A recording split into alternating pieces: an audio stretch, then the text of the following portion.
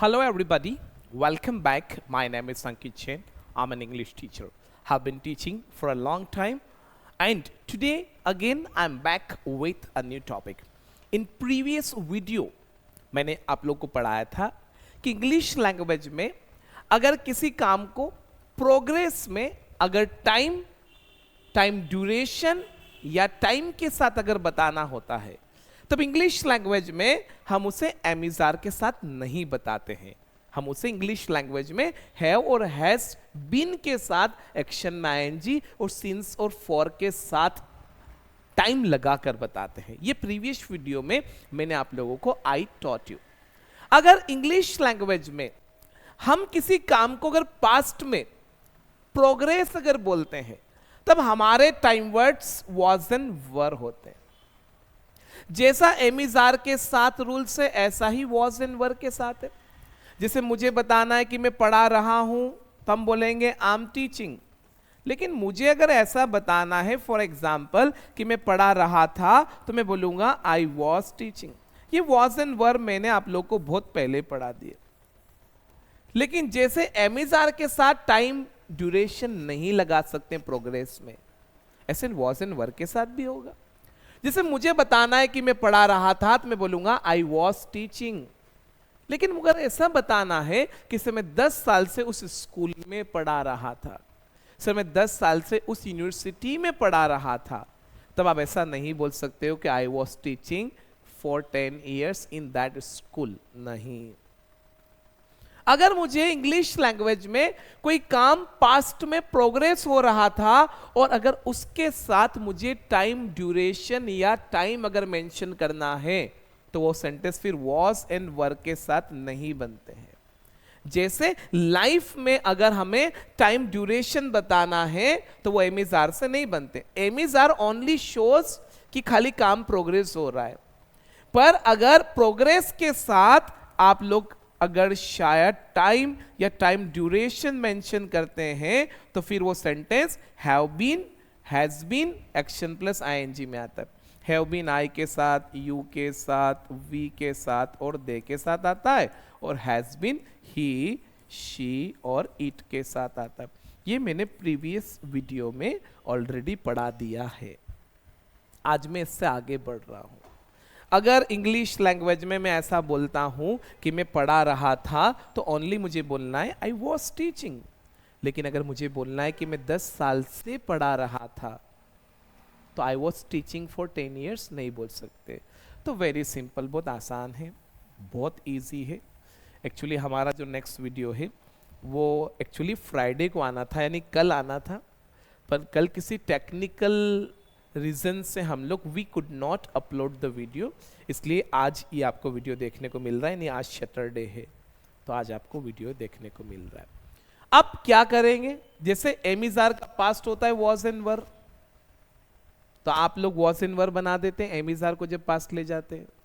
अब हमें जब पास्ट में अगर कोई सेंटेंस बनाना है और उसमें हम पास्ट में प्रोग्रेस में अगर शायद जब पास्ट प्रोग्रेस का कोई सेंटेंस बना रहे हैं और अगर उसमें कोई टाइम या ड्यूरेशन ऐड कर देते हैं तो फिर हमें इसका पास्ट करना पड़ेगा। किसका? इनका। बहुत सिंपल है, बहुत सिंपल सा कॉन्सेप्ट है, ज्यादा टफ नहीं है, बहुत सिंपल सा। जैसे एमिजार का पास्ट हो गया वॉज एंड वर, अब आपको इसका पास्ट करना चाहिए ना, क्योंकि लाइफ में तो आप बोल रहे हैं हैव बीन और हैज बीन। जैसे मुझे बोलना है कि मैं 10 साल से पढ़ा रहा हूं तो मैं बोलता हूं I have been teaching for 10 years। लेकिन अगर मुझे ऐसा बोलना है कि मैं 10 साल से पढ़ा रहा था, मतलब हो सकता है किसी स्कूल में आपकी नौकरी थी, जॉब थी, आपने वहां 10 साल पढ़ाया, अब दूसरे स्कूल में आ गए, बट आपको ऐसा बोलना है कि मैं 10 years से उस स्कूल में पढ़ा रहा था, तो वहां उस केस में क्या करेंगे? तो बहुत सिंपल सा फंडा है। ये क्या लिखा हुआ है? Time word have. क्या लिखा हुआ? हैज। इनका पास्ट कर दीजिए। तो मैंने आप लोगों को जब हैव और हैज की सीरीज पढ़ाई थी ना, तब मैंने आप लोगों को सिखाया था कि इंग्लिश लैंग्वेज में जैसे हैव एक टाइम वर्ड है, इसका थर्ड पर्सन हैज होता है ना, ये हमने पढ़ा था। अब समझना, हैव का सेकेंड फॉर्म इंग्लिश लैंग्वेज में हेड होता है, हैव का थर्ड फॉर्म भी इंग्लिश लैंग्वेज में हेड होता है, समझना ध्यान से। ओके, तो जब इंग्लिश लैंग्वेज में हैव अगर पास्ट में जाता है तो पास्ट में जा रहा है, फॉर एग्जाम्पल समझना ध्यान से, भले वो एक्शन हो तो भी उसका सेकेंड फॉर्म क्या बनेगा, हेड। और मैंने आपको एक चीज बताई थी, जब हैव एज एन एक्शन पढ़ाया था तो मैंने एक चीज सिखाई थी कि इंग्लिश लैंग्वेज में एक तो फर्स्ट फॉर्म, एक एस, ये एस वाला फॉर्म और एक सेकेंड फॉर्म, तीनों टाइम वर्ड भी होते हैं। ऐसा डू और डस के साथ भी होता है, डू, डस, डिड और डन, है ना। तो इनमें से भी तीन वर्ड टाइम वर्ड है, एक तो डू है, एक डज है और एक डिड है। तो पहला फर्स्ट फॉर्म टाइम वर्ड है, दूसरा एस वाला फॉर्म टाइम वर्ड है और तीसरा सेकंड फॉर्म टाइम वर्ड। यहाँ भी ऐसा है, पहला have first form time word है, दूसरा एस वाला फॉर्म टाइम वर्ड है। यूजुअली इसे हम हैव्स बोलते हैं। किसी व्यक्ति को ये चीज क्लियर नहीं है तो हैव वाली सीरीज देखिए जो मैंने पढ़ा रखी, और एक सेकेंड फॉर्म टाइम वर्ड है। तो आप जब इसे पास्ट में बोलेंगे तो इनका पास्ट करना है, किसका, हैव का और हैज का। दोनों का पास्ट हेड ही होता है, वो हैव हो या हैज हो। ये भी मैंने क्लियर किया था कि दोनों का पास्ट हेड क्यों होता है। इसलिए होता है फॉर एग्जाम्पल कि पास्ट में इंग्लिश में एक ही टाइम वर्ड होता है, जैसे वो डू हो या डज हो, दोनों का पास्ट क्या होता है, डिड ही होता है। तो हैव हो या हैज हो, दोनों का सेकेंड फॉर्म हैड ही होता है और दोनों का थर्ड फॉर्म भी हैड ही होता है। ये मैंने क्लियर किया था। तो आप जब इसे पास्ट में बोलेंगे तो भले ही हैव हो या हैज हो, दोनों का पास्ट क्या बनेगा, हेड। तो ऐसा बनेगा, पीछे बीन तो लगाना ही पड़ेगा और एक्शन में आईएनजी लगाना पड़ेगा। तो हमें ऐसे बोलना है, बहुत सिंपल सा फंडा है। वो हैव बीन हो या हैज बीन हो, दोनों हैड बीन ही बनेगा, क्योंकि दोनों का पास्ट हेड ही होता है। हैव का पास्ट भी हेड होता है और हैज का भी हेड ही होता है। तो दोनों हैव और हैज जब टाइम वर्ड है तो उन दोनों का पास्ट हेड ही होता है। तो हैड बीन बनेगा और एक्शन में आईएनजी आएगा। फिर वो दो वर्ड आएंगे, एक आएगा सिंस और दूसरा आएगा फॉर। ये वीडियो अगर आप डायरेक्टली देख रहे हो और आपको हैव बीन और हैज बीन क्लियर नहीं है तो पहले हैव बीन और हैज बीन पढ़ें, फिर इस वीडियो को देखना स्टार्ट करें, तो ये थोड़ा सही रहेगा। अब मैं अपनी बात करूं तो ऐसा बनेगा, आई हैड बीन। जैसे मुझे एक सेंटेंस बोलना है कि मैं 10 साल से ऑफलाइन क्लास ले रहा था, मतलब हो सकता है मैंने बंद कर दी हो, तो ऐसे बोलूंगा I had been taking offline class for 10 years। अगर मुझे ऐसा बोलना है कि मैं 10 साल से इंदौर में रह रहा था, मतलब हो सकता है मैंने इंदौर छोड़ के मैं कहीं और शिफ्ट हो गया, तो I had been living in Indore for 10 years। लेकिन इस 10 years की बजाय अगर सपोज मैं वहां पे 2016 बोल देता हूं तो फिर हमें सिंस और फॉर की बजाय सिंस लगाना पड़ेगा। सिंस और फॉर हाउ टू यूज ये मैंने प्रीवियस वीडियो में पढ़ा दिया, तो मैं यहां today again I am not going to explain you. तो ऐसा बनेगा, I had been living in Indore since 2016। जैसे किसी ने बोला फॉर एग्जाम्पल कि सर मैं ना 3 महीने से सर ट्रेनिंग ले रहा था, मतलब वो ट्रेनिंग खत्म हो गई अब नहीं ले रहे हो, तो I had been taking training for 3 months। और अगर ऐसा बोलता हूं कि मैं जनवरी से ट्रेनिंग ले रहा था तो I had been taking training since January. ऐसे बनेगा, ये मैं बताते आना चाहिए। मैंने एक सेंटेंस बोला कि सर मैं 10 साल से जॉब कर रहा था, सॉरी मैंने बोला कि मैं 10 years से जॉब कर रहा था, मतलब हो सकता है अब मैंने जॉब छोड़ दी और बिजनेस करना शुरू कर दिया, तो I had been doing a job for 10 years। समझो, अगर ये सेंटेंस हमें थर्ड पर्सन के लिए बनाना है, यानी ही, शी और इट। देखो लाइफ में अगर थर्ड पर्सन के लिए बनाना है ना तो अपन बोलते हैं हैज बीन, लेकिन पास्ट में सेम ही होता है, क्योंकि हैव और हैज दोनों का पास्ट फॉर्म हैड ही होता है, तो पास्ट में कोई कंफ्यूजन नहीं है, सेम रहता है, वहां कोई डिफरेंस नहीं। अच्छा, पिछले वीडियो में मैं एक छोटी सी चीज आपको बताना भूल गया था, मैंने ये पॉजिटिव और क्वेश्चन तो दोनों बनाए थे, नेगेटिव नहीं बताया था। नेगेटिव वे में भी यूज हो जाता है, ध्यान रखना। मैं भी एग्जांपल दूंगा फिर आगे बात करेंगे। तो यहां पे भी आप लोग हैड ही लगाएंगे, फिर आप बीन बोलेंगे, उसके बाद आप एक्शन में लगाओगे आईएनजी, फिर आप टाइम बताने के लिए सीन्स लगाएंगे, और टाइम अगर ड्यूरेशन के फॉर्म में है तो फिर आप फॉर लगाएंगे, ऐसा बनेगा। तो बनेगा he had been, she had been. जिससे हो सकता है पहले मेरा बेटा किसी और स्कूल में पढ़ रहा था, अब उसने वो स्कूल छोड़ के किसी और स्कूल में मैंने उसका एडमिशन करवा दिया, तो मैंने बोला कि सर वो 3 साल से उस स्कूल में पढ़ रहा था, तो my son had been studying in that school for 3 years, ऐसा बन जाएगा। मेरा ब्रदर 5 साल से इंदौर में रह रहा था, मतलब अब नहीं रह रहा है, my brother had been living in Indore for 5 years। Sir मेरे पापा आधे घंटे से आपका वेट कर रहे थे, मतलब अब वेट नहीं कर, अब तो उन्होंने बंद कर दिया, तो माई फादर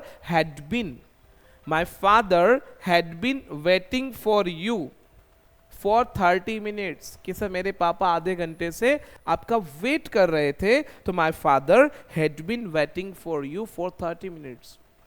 मेरी मदर 1 घंटे से खाना बना रही थी, my mother had been making food for 1 hour या फॉर एन आवर। मेरा ब्रदर 5 घंटे से पढ़ रहा था, my brother had been studying for 5 hours। और अगर ऐसा बोलता हूं कि मेरा ब्रदर 10 बजे से पढ़ रहा था, तो my brother had been studying since 10 o'clock। Sir कल रात से हम आपका वेट कर रहे थे, तो हम मतलब वी, तो वी और दे के साथ भी बनाओ ना, तो आप लोग हैड बीन से ही बनाना।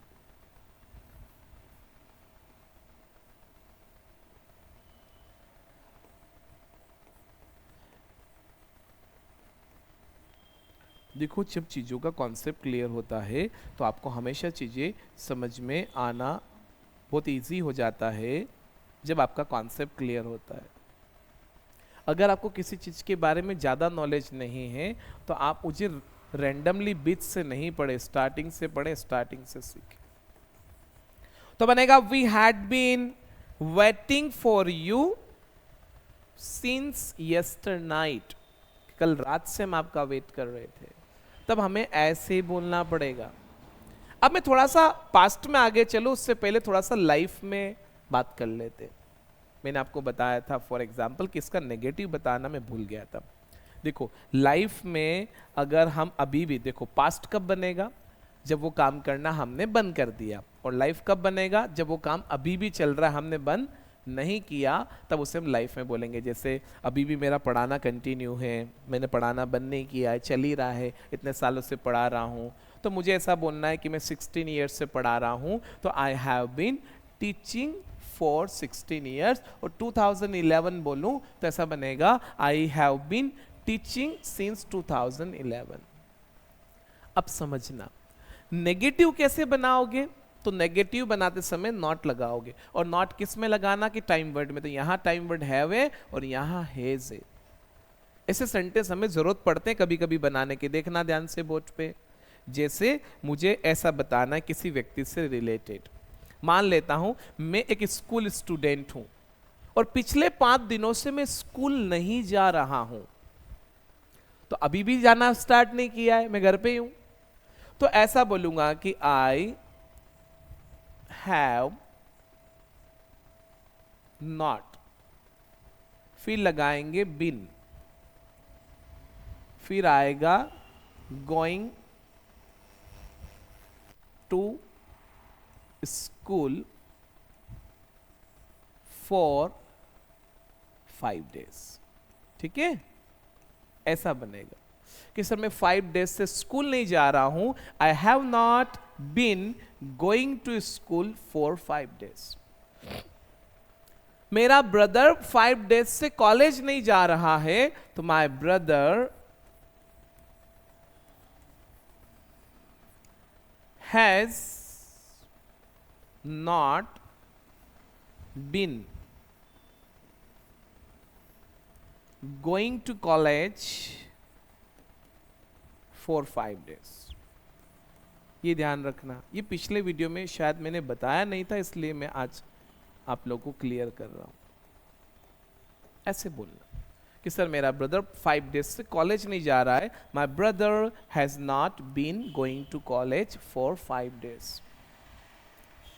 कोई भी चीजों से लेकर अगर आप अमाउंट ऑफ टाइम बता देते हैं तो फिर एमिजार के साथ लाइफ में नहीं बनेगा, फिर have been action plus ING, has been action plus I. अच्छा, पिछले वीडियो में I explained very nicely and in a proper way कि have been action plus ING and has been action plus ING कैसे form हुआ है English में, ये मैंने बहुत अच्छे से बताया। तो वो वीडियो अगर क्लियर है तो ये वीडियो कोई इश्यू नहीं। जैसे मुझे बताना है कि मेरा फॉर एग्जाम्पल जो ब्रदर है वो पिछले 15 दिन से ऑफिस नहीं जा रहा है, मतलब उसकी हो सकता है तबीयत ठीक नहीं हो, तो my brother has not been going to office for last 10 days 15 days, ऐसे बोल सकते हैं। कोई बच्चा, जैसे किसी बच्चे का पेरेंट्स, किसी बच्चे के पेरेंट्स हैं, वो किसी दिन स्कूल पहुंच गए अपने बच्चों के बारे में पूछने के लिए।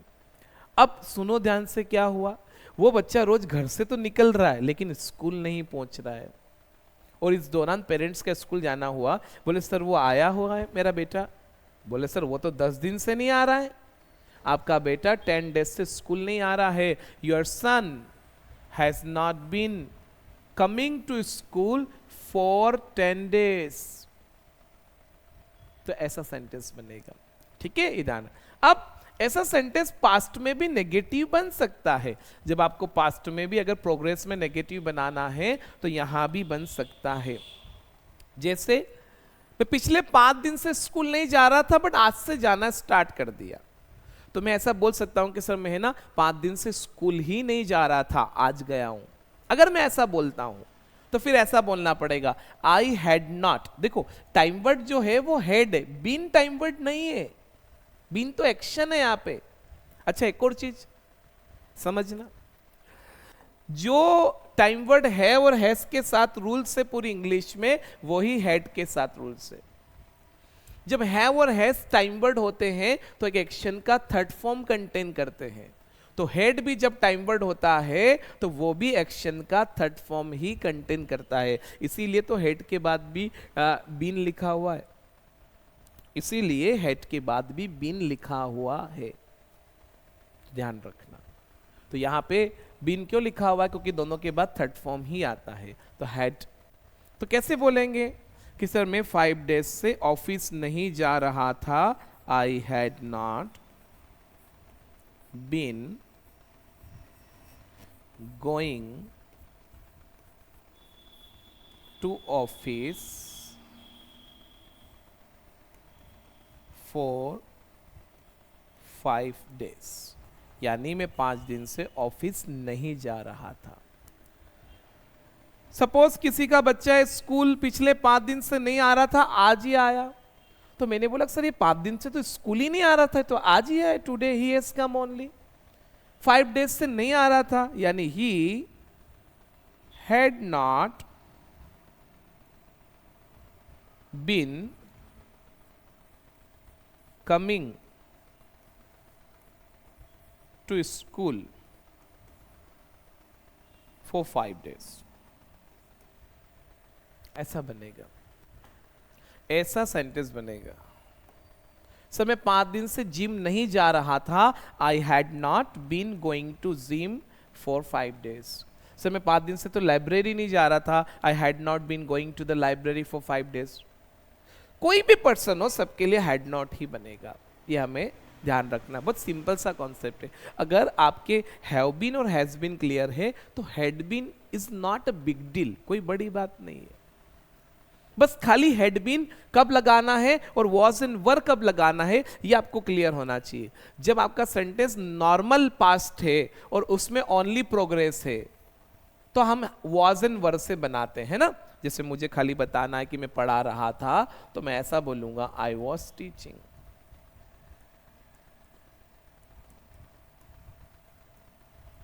लेकिन मैं अगर ऐसा बोलूं कि मैं सर 10 दिन से पढ़ा रहा था तो I had been teaching for 10 days, वहां फिर वॉज और वर से सेंटेंस नहीं बनेगा। मतलब मैं ऐसा नहीं बोल सकता हूं I was teaching for 5 days, that will be wrong if I speak like this. ये ध्यान रखना, ये गलत हो जाएगा हमेशा। अब क्वेश्चन बनाना है तो क्वेश्चन जब आप पास्ट में प्रोग्रेस का क्वेश्चन बनाते हैं तो वर और वॉज से बनता है। लेकिन आपको पता है ना कि was and were only progress बताते। आपको याद हो तो पिछली क्लास में मैंने सिखाया था कि अगर किसी व्यक्ति से हम प्रोग्रेस में किसी काम को करने का ड्यूरेशन पूछते, जैसे लाइफ में अगर प्रोग्रेस में पूछना है कि सर आप कितने टाइम से पढ़ा रहे हो, तो आप ऐसे पूछते हो कि हाउ लॉन्ग। ये प्रीवियस वीडियो में मैंने पढ़ाया है, how long have you been, action plus ING. अब आप बोलेंगे कि सर क्वेश्चन में तो टाइम ड्यूरेशन है ही नहीं, तो भी हैव से क्यों बना रहे हो? तो टाइम ड्यूरेशन नहीं है पर उसका वर्ड लगा रखा ना अपन ने, हाउ लॉन्ग, ये टाइम ड्यूरेशन पता कर रहे। टाइम ड्यूरेशन जब भी प्रोग्रेस में आता है लाइफ में से एमिजार हट जाते हैं और पास्ट में से वॉज एंड वर हट जाते हैं। मेरा नेक्स्ट वीडियो भी हैव बीन, हैज बीन और हैड बीन पे ही रहेगा, इसी फॉर्मेट का, लेकिन वो प्रोग्रेस में नहीं रहेगा, टाइम सेंस वाला और टाइम ड्यूरेशन वाला रहेगा। तो उस वीडियो को भी बहुत आप देखिएगा, जरूर देखिए, please do watch that video.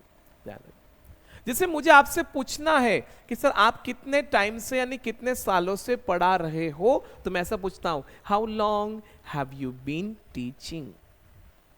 लेकिन मैं किसी दिन आपके साथ एक ऐसा अनुभव शेयर कर रहा हूं कि हो सकता है अर्लियर मैं किसी और स्कूल में था, वहां मैंने पढ़ाया और वो स्कूल मैंने छोड़ के मैं किसी और स्कूल में स्विच कर गया।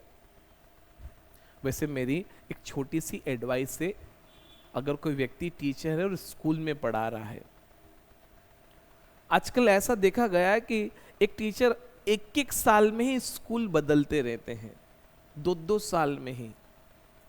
उसमें हमारा एक छोटा सा स्वार्थ हो सकता है कि या तो हम स्कूल से सेटिस्फाइड नहीं है, सुविधा से, टाइम के कारण या सैलरी से, फिर भी ये कोशिश करें कि at the time of joining आप सब कुछ क्लियर कर ले, सैलरी एलरी और सब कुछ। कोशिश ये करें कि किसी स्कूल में जाएं तो कम से कम 3 to 5 years स्टे करें, उससे आपकी भी बच्चों के बीच में एक अच्छी इमेज बने। बच्चे आपको एक लॉन्ग टाइम तक ऑब्जर्व करेंगे तो उनको पता चलेगा कि आपकी एक्चुअल टीचिंग कैसी है।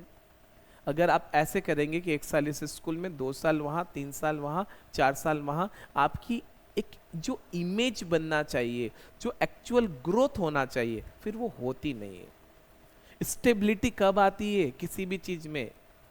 निरंतर बने रहने से।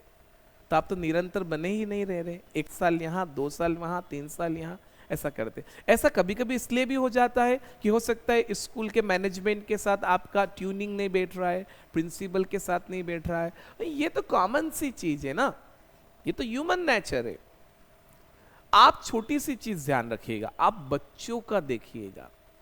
कभी कभी मैनेजमेंट का प्रेशर भी हो सकता है, प्रिंसिपल का हो सकता है, आई अंडरस्टैंड। मैं ये नहीं बता रहा हूं कि यू आर रॉन्ग, बट मैं एक चीज बता रहा हूं, अच्छी स्टेबिलिटी तभी आएगी, ये ध्यान रखना, तभी आएगी। एक छोटी सी और चीज मैं बताता हूं, मैंने शायद पहले भी किसी वीडियो में I must have told you कि कोई व्यक्ति किसी ऑफिस में जॉब कर रहा है, कोई व्यक्ति किसी स्कूल में टीचर है, तो लगभग हर व्यक्ति का एक ड्रीम होता है कि वो किसी इससे अपर पोस्ट पे, बड़ी पोस्ट पे जाए। और ऐसा देखा भी गया है कि जैसे आप किसी स्कूल में टीचर है, किसी ऑफिस में एम्प्लॉय हैं, तो लगभग 50% ऐसे एम्प्लॉय होती है जिनकी अपनी बॉस से बनती नहीं है।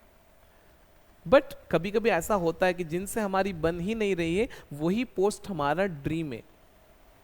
जैसे एक टीचर का ड्रीम है कि किसी स्कूल में प्रिंसिपल या वाइस प्रिंसिपल बने, एक एम्प्लॉय का ड्रीम है कि वो उस ऑफिस में मैनेजर या जो भी पोस्ट पे जाना जाए जो उससे ऊपर है, फॉर एग्जाम्पल सीनियर पोस्ट पे जाए।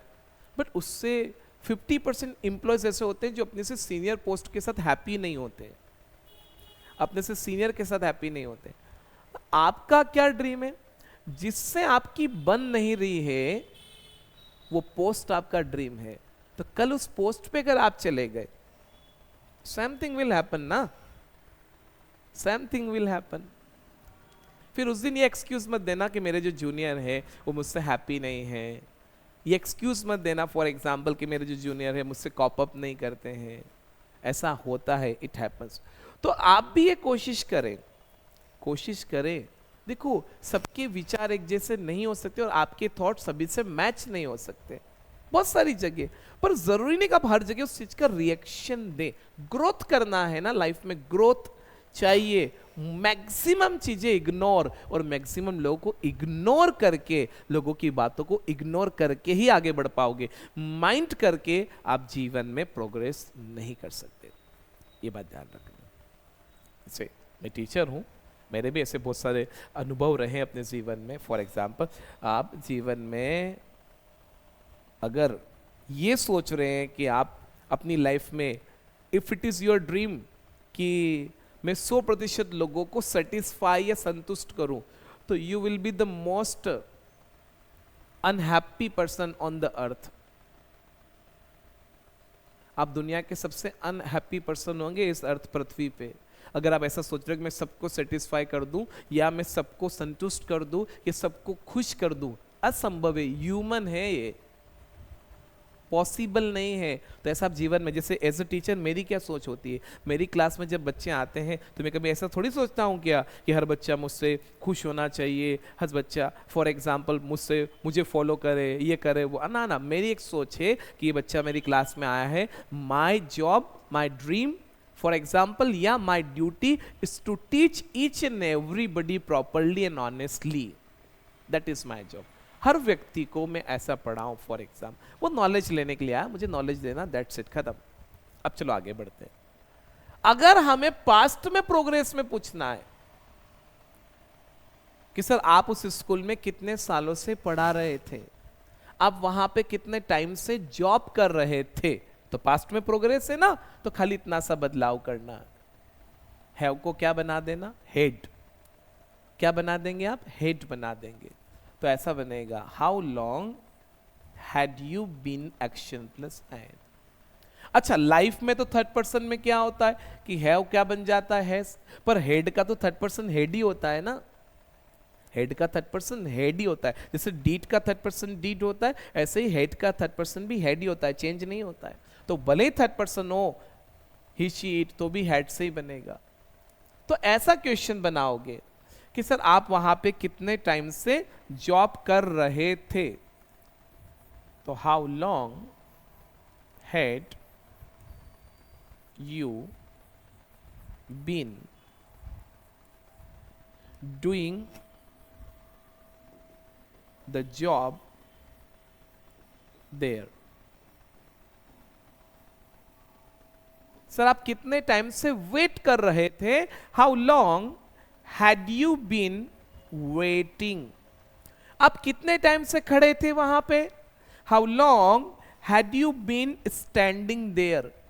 आप वहां पे कितने टाइम से बैठे हुए थे, how long had you been sitting there. तो जवाब बनेगा आई हैड बीन। मैं यहां पे एक्शन में आईएनजी लिख रहा हूं, सीन्स लगा देता हूं और फॉर भी लगा देता हूं।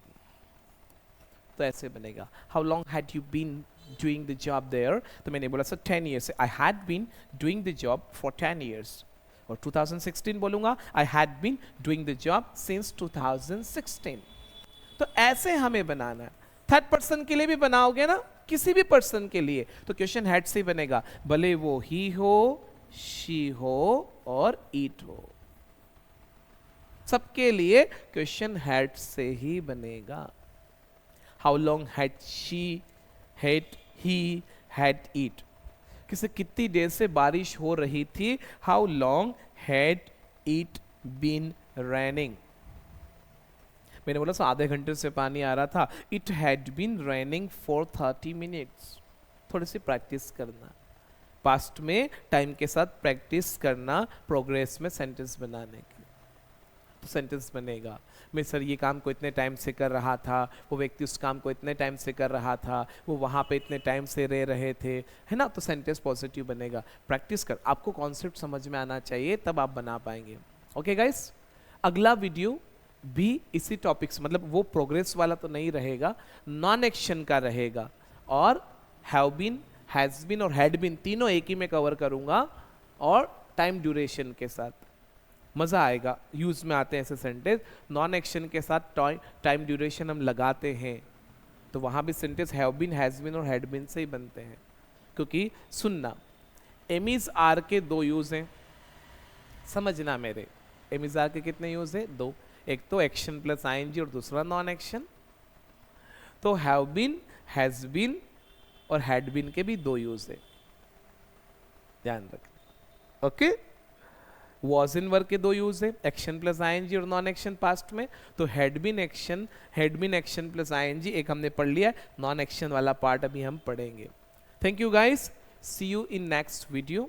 वीडियो को लाइक एंड शेयर जरूर करें। Thank you guys, take care.